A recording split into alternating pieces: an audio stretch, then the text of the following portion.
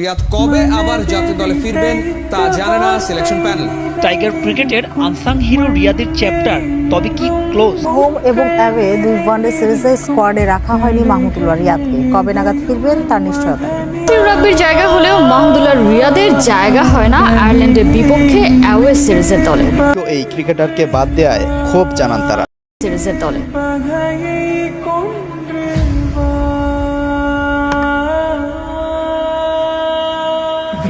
স্বাগতিক দর্শকদের অশ্রুসিক্ত করে বাংলাদেশের ফাইনাল নিশ্চিত হয় অন্তরালের হিরো মাহমুদুল্লাহ রিয়াদের ব্যাটে।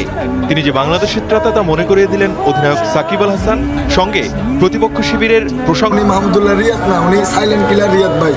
কিন্তু তিনি এমন এক নেপথ্য নায়ক যিনি তুমুল বিপর্যয়ের মুখেও পিছু হতেন না।